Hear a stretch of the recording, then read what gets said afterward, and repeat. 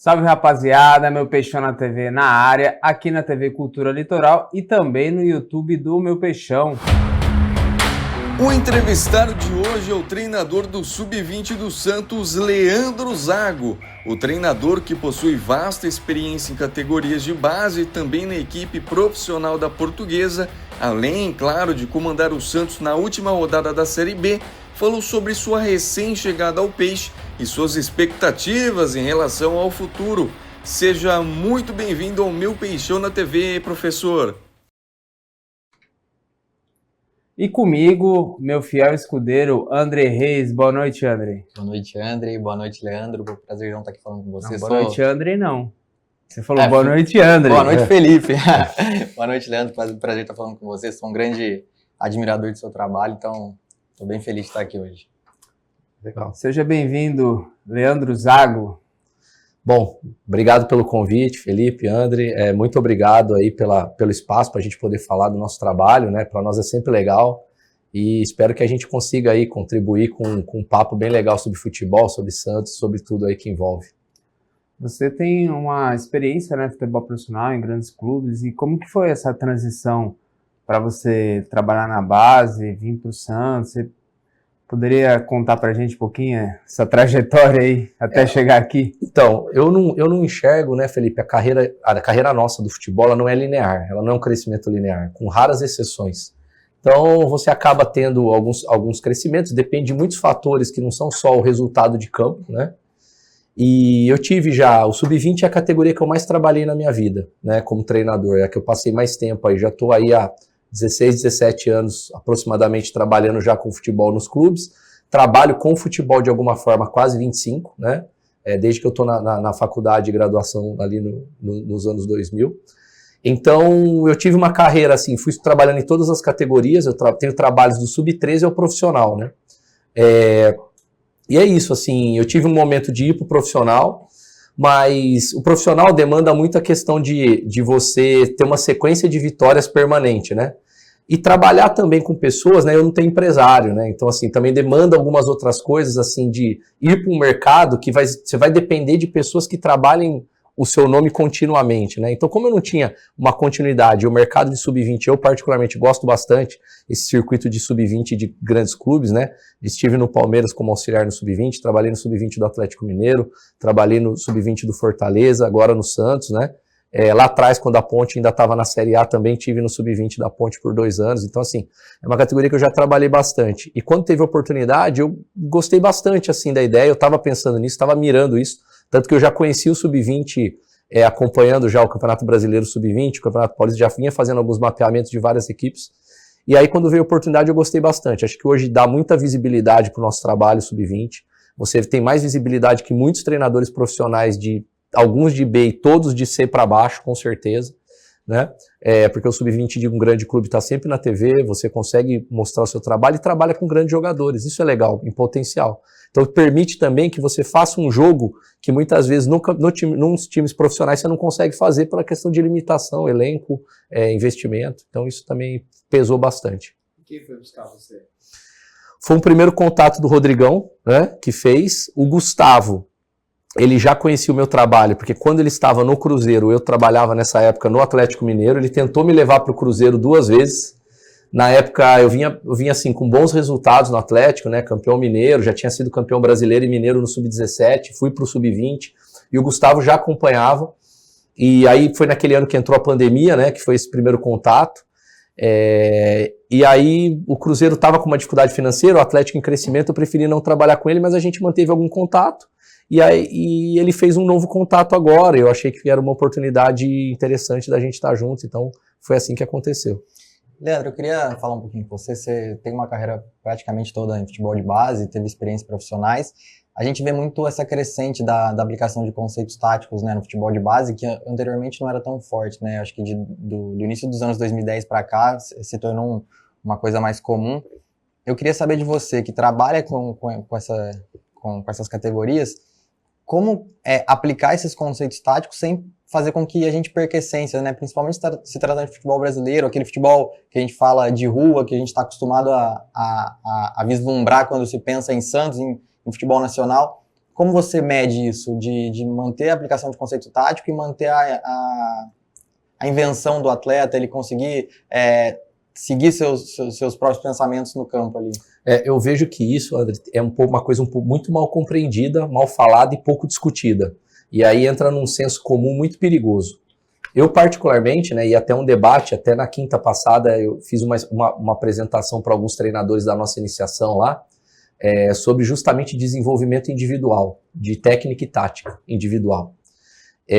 O meu trabalho, particularmente, eu ensino muito sobre desenvolvimento individual dos atletas, na parte técnica e tática individual, que são aspectos que eu vejo que são as lacunas que nós temos no nosso jogador hoje. Eu vejo que a tática coletiva, o trabalho tático global, que seria a tática mais do senso comum, do que o senso comum vê como tática, os 4-4-2, pressão e tal, essa parte coletiva ela sempre vai estar limitada pelo nível individual do seu jogador. Então, se o seu jogador não tem boas ferramentas, a sua tática coletiva está prejudicada. Então, eu trabalho muito nessa questão essencial do jogo, que é o desenvolvimento do indivíduo, para a partir dele construir um jogo coletivo melhor. Se o jogador não tem um bom controle nas duas pernas para um primeiro toque na bola, se o jogador seu não tem um passe direcionado na perna boa do jogador que vai receber no tempo certo, se ele não domina os duelos aéreos, perde duelo aéreo, se ele finaliza mal, que adianta você ter performance tática? Eu vou gerar finalização, vou perder o gol. Eu vou perder duelo aéreo, eu não posso pressionar alto, porque o adversário vai fazer uma bola longa, meu zagueiro vai perder, não tem vantagem nenhuma eu pressionar se meu zagueiro perder a primeira bola, ou meu volante perder a primeira bola aérea. Então, eu trabalho muito nessa questão do desenvolvimento individual, e acho que a questão da inserção da tática, ela foi mal entendida, e eu concordo com você no sentido de que algumas pessoas levaram mesmo para esse lado. Mas quem domina o assunto, quem tem bom entendimento, entende que os conteúdos eles têm alguns padrões para eles poderem ser inseridos. E a tática coletiva, como eu disse, o 4-4-2, 4-2-3-1, pressão alta, ele é parte desse desenvolvimento do atleta. Mas esse desenvolvimento ele vai estar prejudicado se eu não tiver inserido questões de técnica e tática individual, que ele vai ser dependente. Hoje, por exemplo, o futebol pede no alto nível que o jogador minimamente seja ambidestro, para ele poder orientar o corpo e receber a bola em qualquer um dos dois pés. Se ele tiver limite para receber a bola num pé só, provavelmente ele vai perder muita bola sob pressão, que é uma situação que sofre-se muito gol hoje quando o jogador perde bola sob pressão. Então, assim, esses limites, o jogo cada vez mais, a velocidade, está obrigando com que a gente trabalhe nisso e o jogador chegue no profissional melhor formado. Então, acho que a questão que pegou foi esse entendimento. E aí, misturado com isso, uma questão de cópia da Europa, tá copiando o que vem de fora. Cara, isso entrou num bolo e a discussão ela foi para um nível muito baixo, quando é uma discussão que ela seria muito pertinente se ela tivesse ido para um caminho de desenvolvimento do nosso futebol, entendeu? Eu vi, você falou agora sobre copiar muito a Europa. Me lembrou aquela entrevista do Luxemburgo, ele falando, né, que a molecada hoje, o futebol mudou muito porque é campo society, é grama artificial, reduzido, aquela coisa, e não dá o terrão para a molecada jogar, enfim. Como você vê esse movimento? Você acha que falta mesmo a gente voltar lá atrás um pouco, ter essa molecada mais solta, mais livre, deixar igual o Juninho, driblar, o Basile, enfim, o Nadson? Como que você vê esse movimento? Eu nunca, na minha vida, falei para um jogador não driblar. Nunca, nunca. A questão que pega é o jogador entender qual é a maior vantagem do drible dele. Onde são as vantagens, em que momento, em que situação e como receber a bola de uma forma que ele... Por exemplo, se eu tenho um grande driblador, eu quero que ele drible muito. A questão é, esse drible precisa gerar vantagem para a equipe, né? Porque a gente acha que isso foi coibido. Uma coisa, Felipe, que acontece é o seguinte, eu garanto isso para vocês, isso nunca foi coibido. Eu conheço pouquíssimas pessoas, para não falar nenhum, né? Eu posso tirar alguém aqui, que coibam isso. Então, assim, eu não lembro de ver muito isso, né? O que pega é o seguinte, primeiro, os nossos jogadores hoje chegam para a gente com uma base motora menos rica, porque eles não têm a vivência de rua que uma geração, 2, 3 gerações anteriores a eles tiveram. Eles chegam mais cedo no clube, porque os clubes hoje têm sub-7, sub-8, sub-9, sub-10. Eles não chegam mais no sub-15 como eles chegavam antes, porque você não tinha as categorias menores. Até 30 anos você não tinha sub-14, 13, uma coisa nova. Então, você tem que criar um processo, e isso é muito discutido dentro do clube, que não amarre o jogador. O problema é, o futebol, o jeito de jogar o futebol mudou pela questão de tempo e espaço mais reduzido. A tendência nesse ambiente é que realmente o drible desapareça um pouco em algumas zonas do campo, porque o cara não vai ter espaço para driblar, e se driblar é risco grande. mas o drible continua sendo fundamental para o jogo.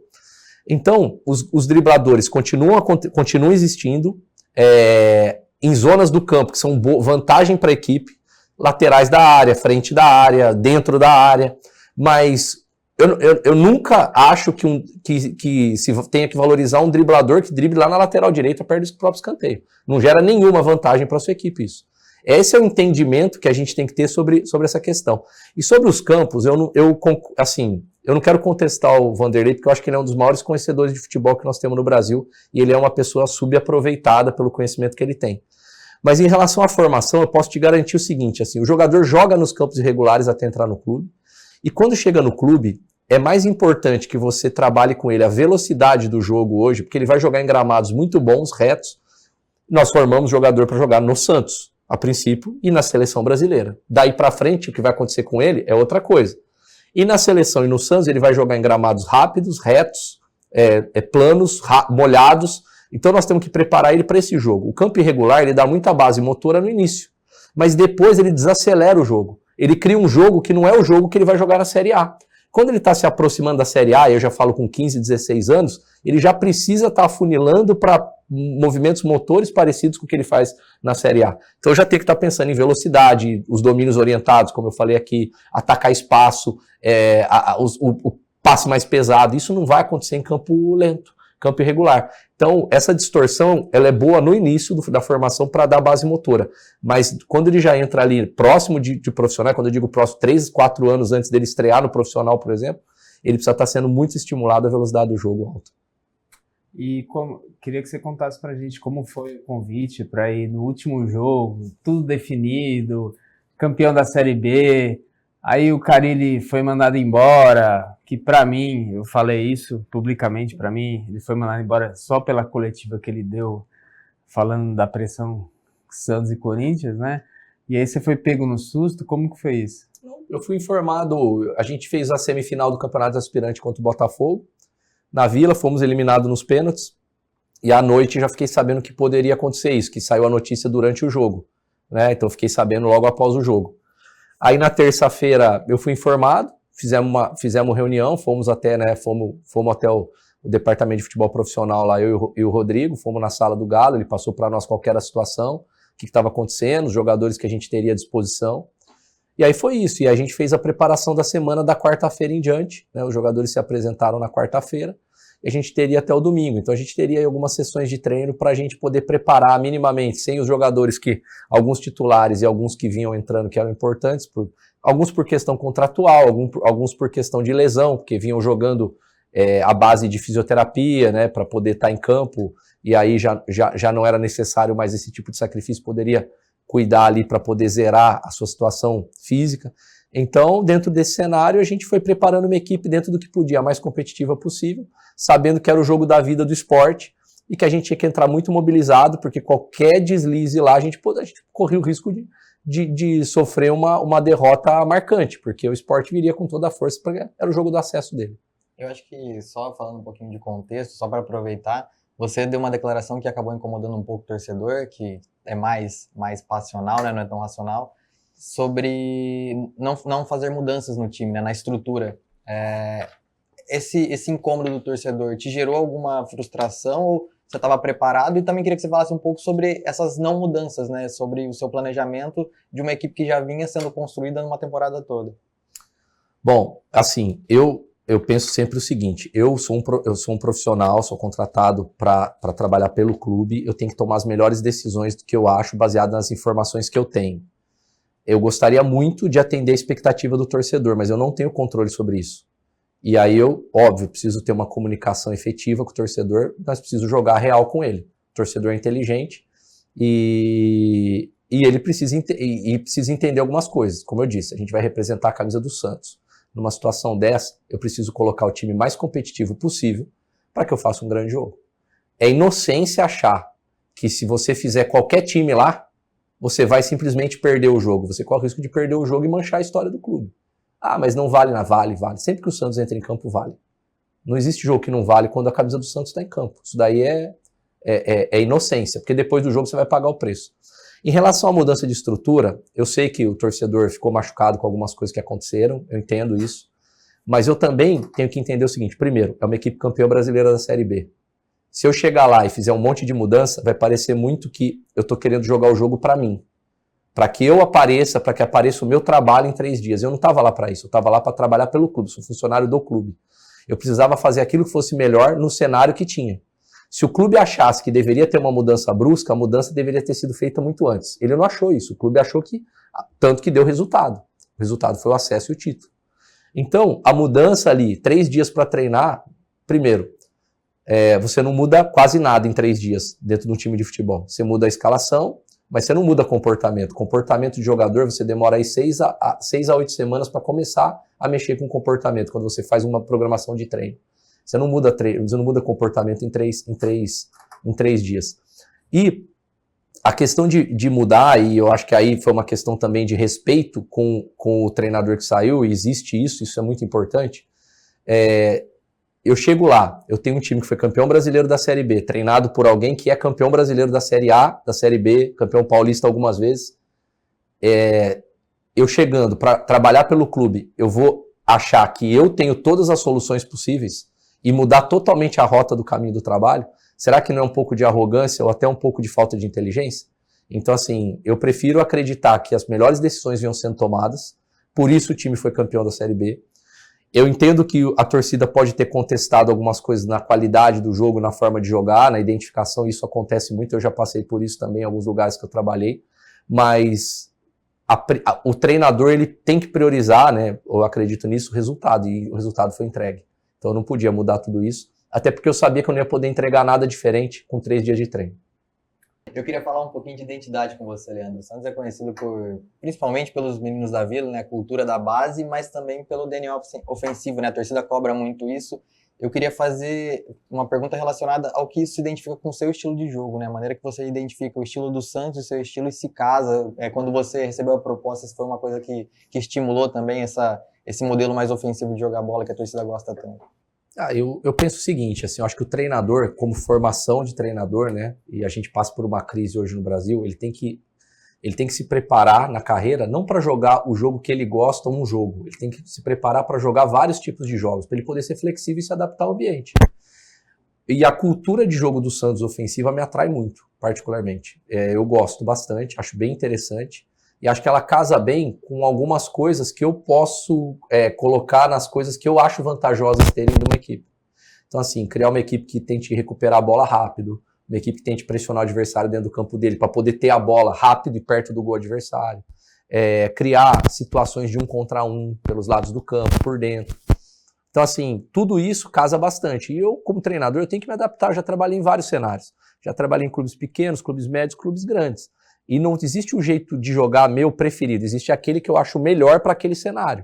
E para mim, a cultura do clube ela é sempre soberana. A cultura do Santos ela é soberana. A gente já falou um pouco aqui sobre a questão do quanto que isso pode ter impactado a nossa equipe principal e vai impactar a equipe sub-20. Eu já falei isso para os jogadores, se a gente não entregar o jogo que a torcida espera. Não é só uma questão de resultado. Nós podemos chegar lá e ganhar os jogos e ganhar bem, mas não entregar o jogo que se espera. Ter um jogo duro, ganhar com placares bons, mas sem fazer um jogo com qualidade técnica, com domínio, com a bola. Então, assim, nós somos cobrados por isso gera um estado de excelência e a gente tem que ser muito inteligente, claro, porque é um jogo ofensivo e hoje você tem que se preparar muito para as transições defensivas, o momento da perda da bola. Então, a questão é justamente essa. Eu acho que jogar ofensivamente é muito bom, identifica com a forma de jogar da equipe e você tem que estar preparado para os momentos que o adversário vai tentar recuperar a bola e te pegar desprevenido. Zago, você falou agora, né, com a pergunta do André, time ofensivo e tal. Eu tinha muito isso, né? A gente viveu a era Neymar, aquela coisa, a gente ia, né, de quanto a gente ia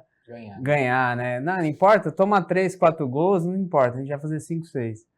Mas eu perdi isso, sabe quando foi, cara? Em 2019, eu no Pacaembu. Aí a gente foi jogar com o Sampaoli, né? A gente deu um banho, né? Aquela coisa, deu um amasso no Corinthians, né? Um amasso no Corinthians do Carille. O Corinthians jogou aquele dia, não foi igual time pequeno, não. É time nanico. E a gente foi eliminado. E aquele ano, o Corinthians foi campeão. Então, eu creio que ali virou uma chave para mim de eu falar, cara, eu quero ser campeão. Ainda mais agora, isso a gente estava em 2019. a gente tinha sido campeão a última vez em 2016. Cara, a gente já tá batendo quase 10 anos sem... Porque eu nem conto esse título da Série B, eu nem conto. Então, assim, cara, hoje eu só quero ser campeão. A torcida ficou dizendo, não sei o que... Eu quero ser campeão, quero subir pro ano que vem. Você disse que gosta de ver esse futebol, né? Se identifica com esse DNA, que eu acho que a gente já perdeu esse DNA. Para você era ruim também assistir esses anos de 2024, igual pra gente, torcedor? Então, vou voltar ao de 19 que você falou, né? Eu trabalhei com o São Paulo no Atlético Mineiro, né? Eu era treinador do 23 e ele do profissional. E tanto que então, eu tive praticamente 6 meses de contato diário com o trabalho dele, ele usava a minha equipe para trabalhar com ele. E ele trabalha muito em cima disso, de ser dominante, de buscar pressionar o adversário, de criar muita chance de gol. Mas uma vez ou outra, acaba uma equipe tendo eficiência para barrar esse jogo. Talvez esse foi o dia, entendeu? O futebol, essa é uma questão, né, Felipe, importante. A gente pega, o Brasil teve um impacto lá da seleção de 82, que era melhor que a da Itália, e saiu para uma seleção teoricamente, tecnicamente inferior. Era um grande time, as pessoas da época dizem que a Itália também era um grande time, mas não tinha capacidade técnica. Mas como o futebol é um jogo que permite que um time elimine o outro assim, a gente às vezes cria verdades por um jogo, a gente tem que tomar cuidado por isso. O melhor time, o que gera mais chance de gol, o que cria mais finalização, numa sequência de 10 jogos, ele tende a ganhar mais vezes do que ele tende a perder, né, do que o outro. Mas em um jogo isso pode acontecer, porque o futebol ele é um jogo de pontuação baixa, que a gente chama. Você pega o basquete, você está toda hora finalizando, finaliza aqui, finaliza aqui. A chance do time melhor perder é muito baixa. No vôlei é a mesma coisa, no futebol não é. Você pode jogar por uma bola no futebol e ter essa bola, e o adversário aquele dia, a finalização dele bateu na trave, seu goleiro fez a partida do ano dele. Por isso que eu gosto de futebol. Exatamente, por isso que eu também gosto de futebol, e eu assisto muito menos as outras modalidades, eu gosto. Mas a questão que eu penso é a gente não criar isso como verdades. Eu entendo o que você quer dizer da questão da perda do DNA, mas aí eu acho, cara, que isso está muito mais ligado, o futebol encareceu no Brasil muito. Os investimentos subiram muito aqui no mercado, tanto que eu vi entrevista agora, essa semana, de um cara que estuda o mercado do futebol, né? E ele estava falando algumas coisas que até equipes que, por exemplo, como Red Bull e Atlético Paranaense, que investiam e tinham estrutura, elas, com o investimento delas, elas brigaram para não cair esse ano. E não é porque elas pioraram ou baixaram, é porque o investimento das outras subiu. Você colocou... A régua aumentou. A régua subiu, o sarrafo subiu. Então jogou elas para baixo. E aí o DNA se perde justamente nesse momento, porque aí você não consegue ter acesso aos jogadores que te permitem entregar aquele jogo que você quer. E você acaba tendo que ter os jogadores que entregam o jogo que dá para ser entregue, com menos investimento. Os melhores, os mais refinados, os tecnicamente superiores, eles vão acabar estando nas equipes de maior investimento. Então acho que o grande desafio hoje, essa recuperação do DNA, ela passa por uma revisão dessa identidade do clube, de como aplicar, mas também por um entendimento que o mercado mudou, o jogo está mudando, e não está mudando faz pouco tempo. Até a gente estava conversando aqui um pouco antes, né? Talvez essa década vai ter uma mudança de status dos clubes, como não existe no Brasil desde os anos 60, por causa dos investimentos que vão mudar e vão colocar clubes. A gente está vendo o Botafogo. O que o Botafogo, historicamente, é um clube muito importante, mas o que ele representava nos últimos 20 anos no futebol brasileiro? Nada. Ele é o atual campeão da Libertadores e brasileiro. E aí, se ele continuar nessa toada, na década, quantos brasileiros, quantos Libertadores ele pode vencer? Isso muda o tamanho dele dentro do mercado. Então, Palmeiras também, né? Exatamente. Isso é um cuidado que talvez a gente tenha que ter na hora de analisar e não olhar só para um olhar técnico, mas acho que um olhar de mercado também, do que o mercado está propondo as novas regras do mercado, entendeu? Embora o Palmeiras não seja oficialmente uma SAF, no off ele é uma SAF, né? Quando você vê o Paulo Nobre, compra dívida, põe dinheiro, aí vem uma Leila que, pelo ego dela de ser presidente, botou muito dinheiro. Hoje ela é brigada com a torcida, mas todo mundo sabe, tem quadra lá com o nome do marido dela, aquela coisa, enfim. Mas, por exemplo, talvez o Palmeiras seja mais profissional não sendo SAF do que algumas SAFs que foram compradas por pessoas que não são profissionais. Igual a 777. E estão colocando algumas coisas, ou até algumas que têm, em alguns casos, pessoas que não são do futebol, formadas pelo futebol e que adquiriram SAF. E que colocam os pés pelas mãos, assim, porque tomam decisões como torcedores, né, em clubes, teoricamente, que seriam clubes empresa por serem SAF. Você já trabalhou em alguma SAF? Eu trabalhei em clube empresa, lá no início da carreira, eu trabalhei em 2 clubes empresa. Eu trabalhei no Desportivo Brasil, que era da Trafic na época, hoje é comprado por um grupo de chineses aí há mais de 10 anos. E eu trabalhei no extinto Grupo Pão de Açúcar, que era do Abílio Diniz, né? Sim. Que era ali no Morumbi, em São Paulo. E é diferente, a gestão é diferente. Assim, a pressão não é externa, a pressão por resultado é interna, como uma empresa, né? Cobrança por resultado. Mas os processos são muito mais bem executados. E você não tem aquela relação política dentro do clube. Então, assim, as relações políticas são as humanas normais que a gente tem em qualquer ambiente de Sim. trabalho. Mas você não tem aquela relação política de saber que, pô, se trocar tal pessoa de tal cargo, ele vai trazer todo mundo e vai tirar todo mundo aqui. Então, assim, muda muito nesse sentido, entendeu? Você tem uma sensação de que você está trabalhando numa empresa mesmo, que vai depender muito do seu resultado e não da questão política do clube, você está ali ou não está ali. Eu penso que um clube do tamanho do Santos, do tamanho do Corinthians, do Flamengo, são clubes que não necessitam de uma SAF, necessita de uma gestão profissional. Você pega, por exemplo, você acabou de citar o Palmeiras, pode falar o que for da Leila, mas a Leila é pulso firme. O próprio Landinho, eu estava lá na Summit da CBF, eu vi uma palestra dele, mostrando, bem chato, até lendo slide, mas enfim, você foi? Você estava? Não estava, Cara, não tava aqui não. Foi horrível, mas assim, ele mostra, É uma gestão profissional. é uma gestão profissional. Tem processo bem Tem desenhado processo, para tudo, né? Então, por isso que daí também veio lá do Bandeira, tudo. Mas assim, eu acredito que para um clube menor, por exemplo, um Bahia, que está sendo administrado pelo Grupo City, é interessante, um Vitória, um Fortaleza. A própria Portuguesa, né? A Portuguesa mesmo, acho que, cara, assim, o que fizeram com a Portuguesa, né? O Fluminense, pelo amor de Deus. Sim. Mas pro Santos eu acho que não cabe. A gente vê, você acabou de citar, né? Por exemplo, a gente tem exemplo esse ano de chegar a equipe e mandar todo mundo embora. Inclusive o Marcelo é criticado por isso, porque deixou muita gente no clube. Então ele deu entrevista essa semana, não, a gente deu 1 ano para as pessoas, ninguém fez caça às bruxas aqui. Então agora o Brax vai pegar, vai fazer um relatório quem deve ou não permanecer.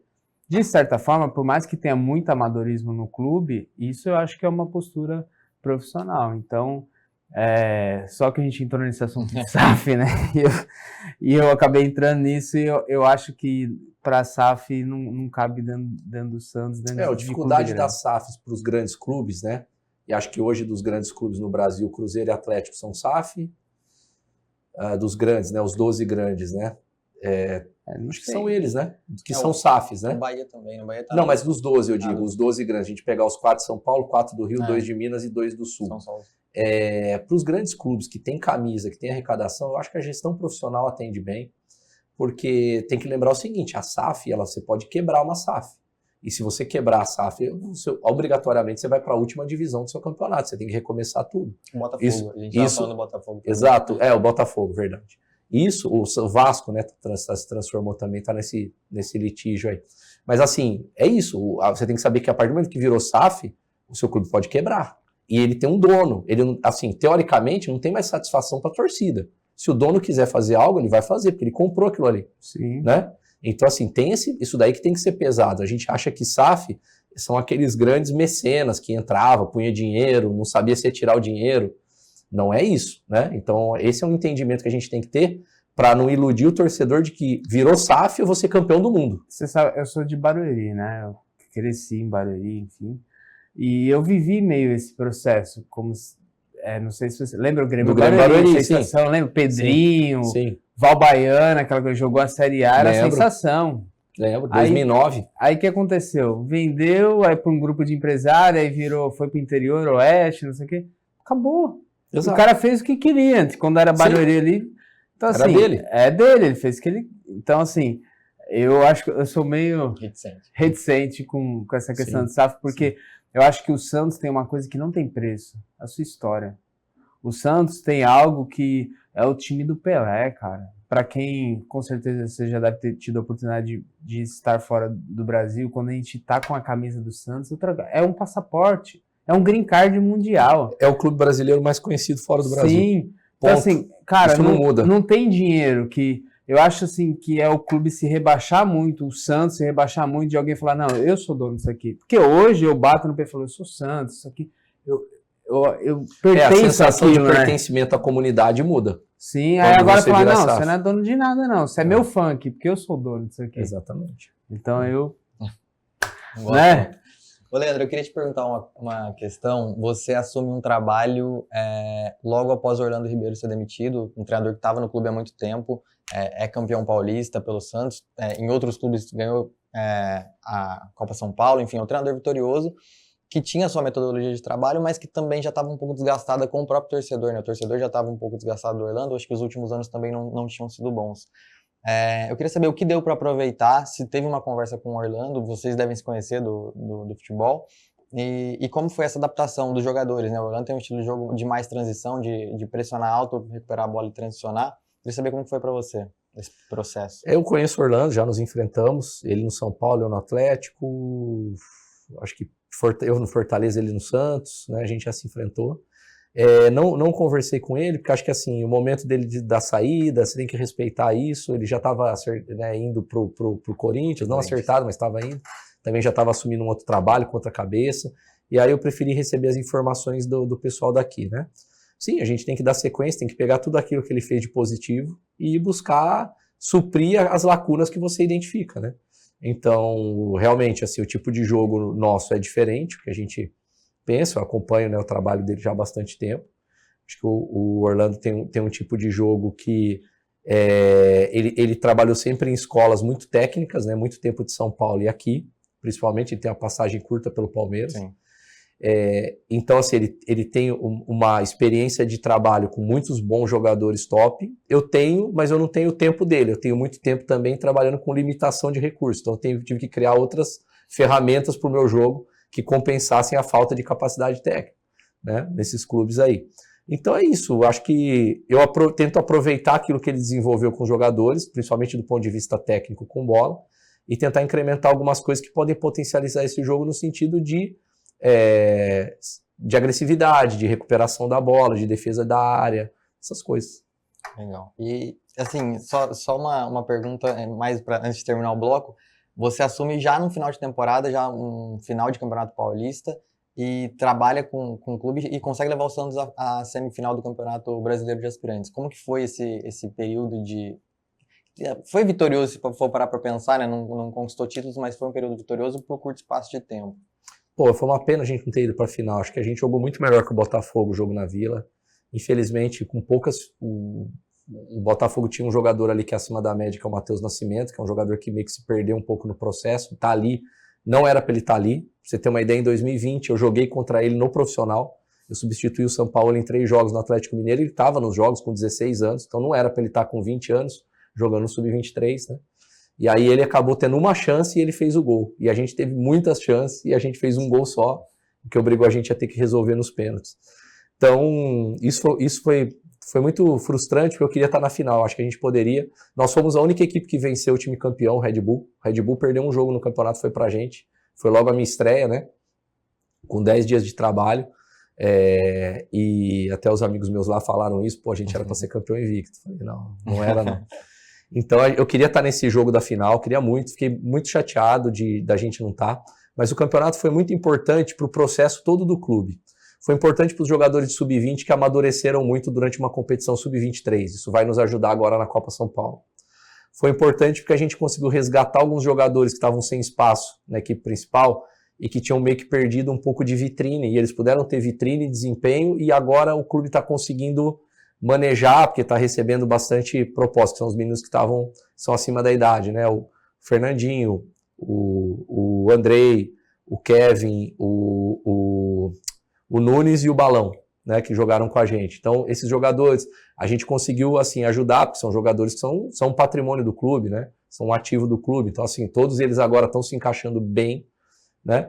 A gente conseguiu ajudar na recuperação de alguns jogadores, como o Kevson, por exemplo, que vinha de lesão. A gente começou a dar ritmo para estar integrado agora no departamento profissional, não sei qual vai ser a sequência com ele. Então, assim, a gente teve várias coisas paralelas ao resultado, mas o resultado ia ser importante para a gente conquistar o título. Então a gente teve esse crescimento durante a competição e eu acho que a gente poderia estar na final. Zago, e a gente vai disputar agora a Copa São Paulo, né? Uma competição que tem um tempinho também, 10 anos que a gente não ganha. Qual a sua expectativa aí? Bom, a gente tem um grupo que jovem, porque nós temos assim muitos jogadores talentosos que acabaram de ser campeões sub-17, tem talento. A competição é uma competição para jogador nascido até 2004, esses jogadores são 2007, ou seja, são 3 anos de diferença. Nós temos alguns jogadores de último ano, que são os 2004, para dar uma base, para sustentar, que é importante. Poucos jogadores de 2005 e a maior parte, né, dos inscritos ali 2006, 2007. Então é isso, temos até um 2009 no caso, né, que é o Nadson. Então a gente vê uma perspectiva pela qualidade do grupo de fazer uma grande competição, sim. Nós temos que brigar em cima. É difícil a gente prometer alguma coisa, então não é uma questão de promessa, mas a gente tem uma expectativa que a gente pode fazer uma grande competição. Vamos ter que entregar resultado, acho que o clube espera isso, e está indo para 11 anos, né, do último título, né, que foi 2014, né, último título. Então está indo para 11 anos. Então acho que o Santos pode estar nessa briga de novo, nós vamos pegar uma sede boa.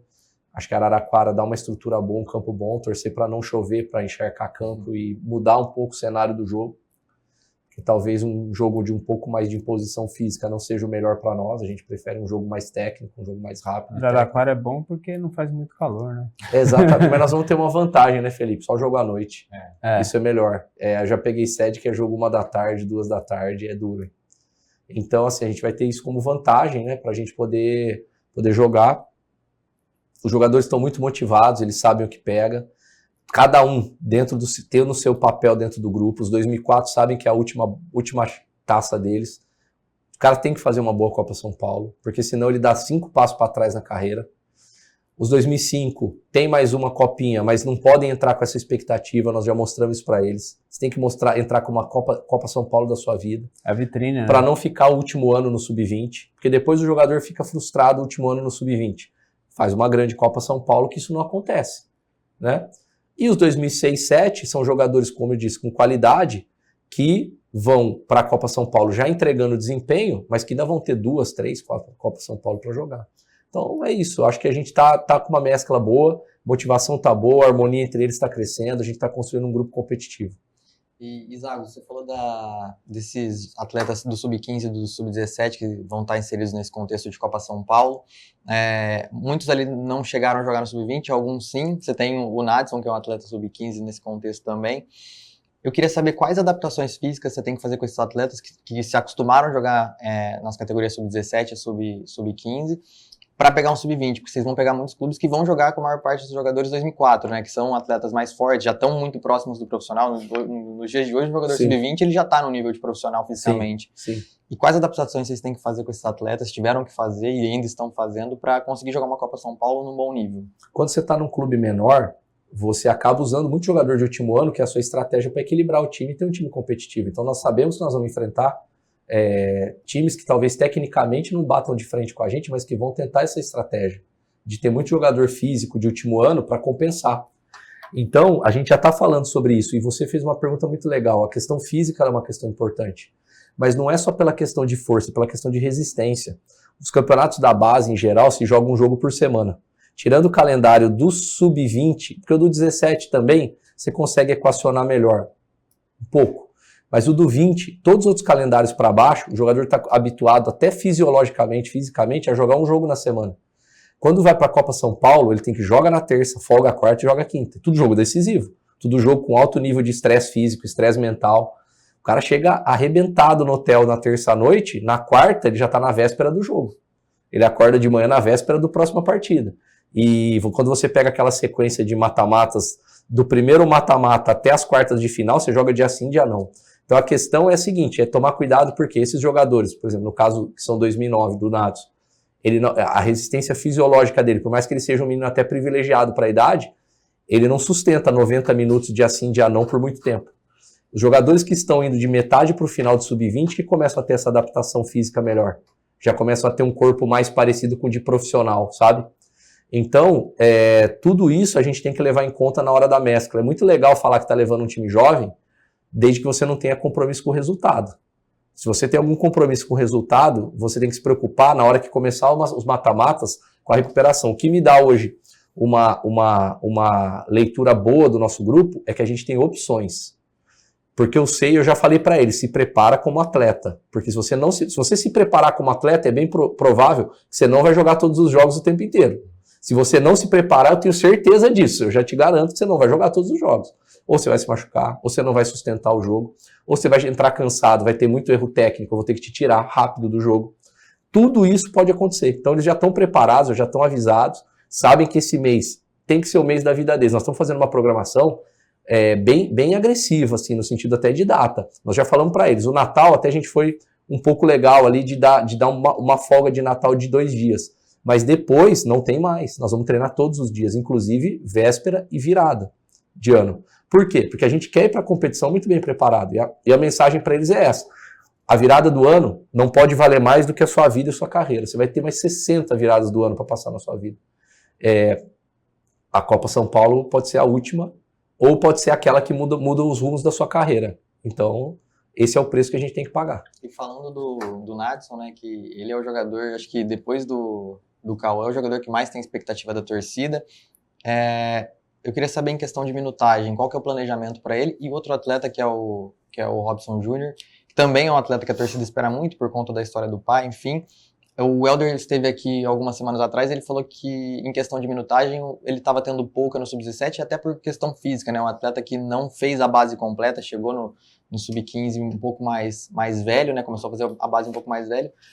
Eu queria saber, em relação a esses dois atletas, o que você tem de visualização deles, tecnicamente, e em questão de minutagem, o que você tem preparado para esses dois atletas?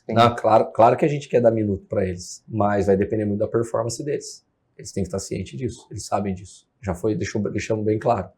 Nós não vamos não dar minuto, mas nós não podemos dar muitos minutos se eles não atenderem a performance. É uma competição de performance. Eles estão no Sub-20. Nós temos jogadores que hoje estão mais prontos para a competição, mas eles são projetos muito promissores dentro do clube. Então a gente também tem que ajudar no processo de amadurecimento deles. O Juninho tem a questão física que você falou, o Nadson é privilegiado, apesar de ele não ser um jogador de tanta estatura, fisicamente os números dele de GPS não são de um jogador sub-15, ele já é um jogador um pouco mais maduro fisicamente do que os colegas dele de sub-15, mas ainda distante daquilo que a gente falou na resposta anterior.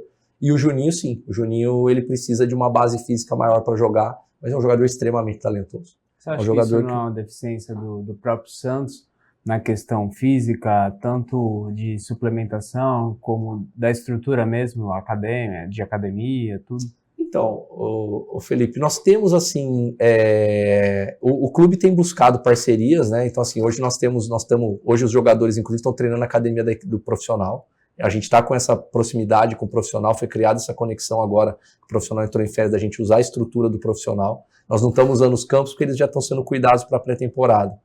Mas a gente está usando a estrutura do profissional, né, para poder fazer treino de força. Nós temos agora uma parceria com uma academia que é vizinha ao CT Rei Pelé, que é uma academia ali que a gente tem o treino de força, nós temos o trabalho de força na Vila também.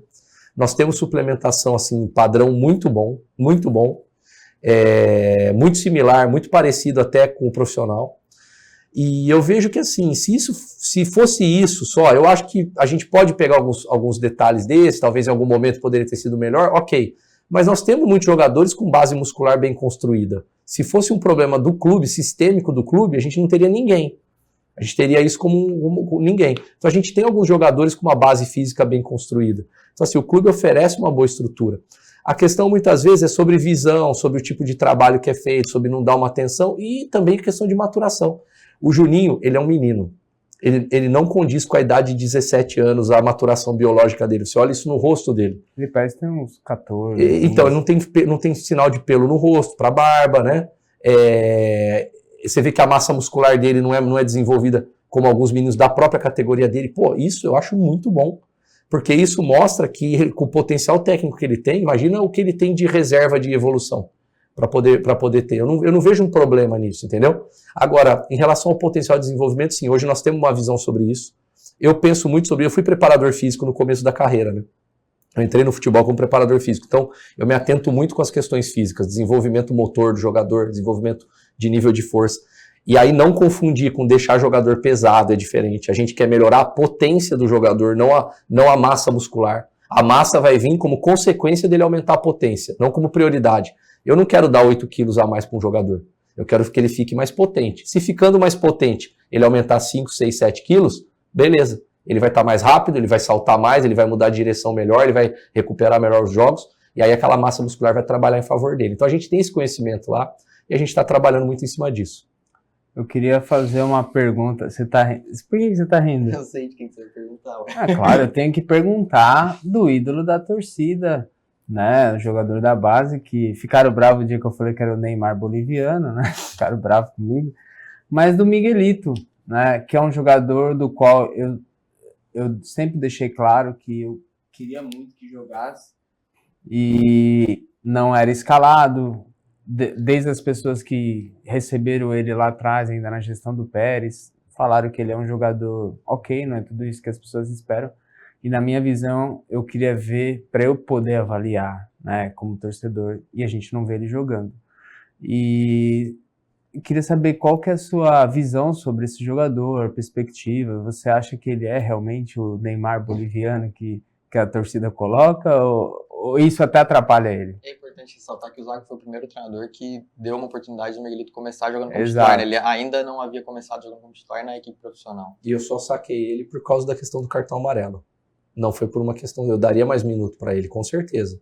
Eu entendo que ele não vinha jogando e eu ia respeitar isso. A questão de ter tirado ele é porque, assim, quem tá no ambiente do estádio é diferente de quem tá vendo pela TV. E no estádio, para mim, tava claro que a arbitragem tava louca para tirar um jogador nosso do jogo, se ela pudesse, entendeu? Você acha que o Miguelito tava desequilibrado? Não, ele não tava não, mas a questão não era essa. É que ele parou uma jogada com contra-ataque com falta, com 15 minutos, sei lá, do primeiro tempo, e a partir daí ele ficou com risco. E no lance do pênalti, no final do primeiro tempo, mais 2 jogadores tomaram cartão por reclamação, o Pituca e o Rainer. O Rainer estava do lado dele. Se eu deixo 2 jogadores ali com amarelo, a chance de eu perder um jogador na faixa direita do campo ia ser muito grande. Então eu precisei tirar, aí a gente aproveitou e a gente fez a troca dos 2 para deixar o Pituca, que era o jogador que foi capitão da equipe e tal, mas, né, com experiência. Eu ia falando para ele, não dava para tirar os 3, né? Mas isso foi o motivo, não foi nem a questão técnica, apesar de achar que ele poderia no jogo, sim. Eu vi jogos do Miguel na base, antes de eu chegar, muito bons. Muito bons. Jogos assim, com o Orlando, que ele fez muito bons, tanto jogando por dentro, como um 10 do lado de um centroavante, como aberto pela direita, como ele joga na seleção boliviana, vindo para dentro, de fora para dentro. Muito bons. A gente tem que tentar entender alguma coisa que pode acontecer com o Miguel, porque como ele tem performance na seleção boliviana e não tem aqui, a gente precisa entender isso, o que está acontecendo. Qual é o nível de mobilização dele quando ele está aqui e o nível de mobilização dele quando ele está na seleção? Porque o Miguel hoje é um jogador experiente, que joga eliminatória, joga em estádio lotado, e ele é um bom jogador. O que você falou eu acho muito importante. O grande problema é a expectativa que se cria. A expectativa mata o jogador, porque ela quer o jogador no momento errado, ela quer o jogador mais do que ele deveria, e depois a expectativa, ela nunca é corrigida pela pessoa que criou a expectativa, ela é jogada para quem não cumpriu com a expectativa. Se ele for mal, ele vai ser o culpado por não ter cumprido com a expectativa, que não foi ele que criou. Então, acho que essa é uma leitura que ela é importante de ver. Realmente, acho que assim, se ele não foi mais utilizado no ano, talvez não foi visto como um cara pronto, preparado para ser utilizado. Talvez ele fosse utilizado melhor como um jogador para entrar nos jogos, para ganhar minuto, nesse sentido, não para carregar o Santos ao acesso. O ruim de você conversar com as pessoas é que eu fico numa situação difícil, porque eu sou uma das pessoas que falava, não, tem que colocar, cansei de cobrar o Carille, e o Carille mesmo nunca me falou pessoalmente, tá? Ele sempre elogiou muito o Miguel.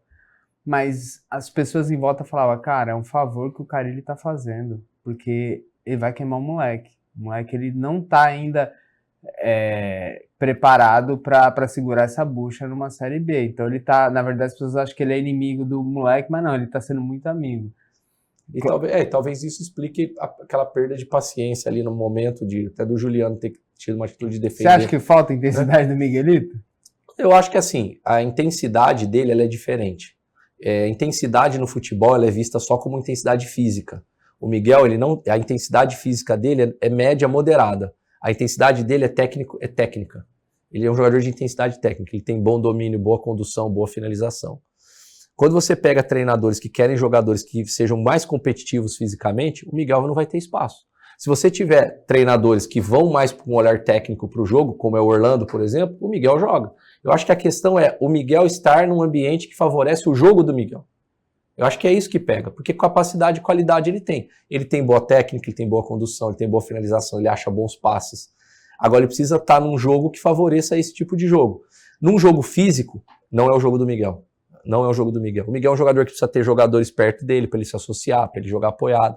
Não é um jogador de jogo de transição. Tem que jogar por ele.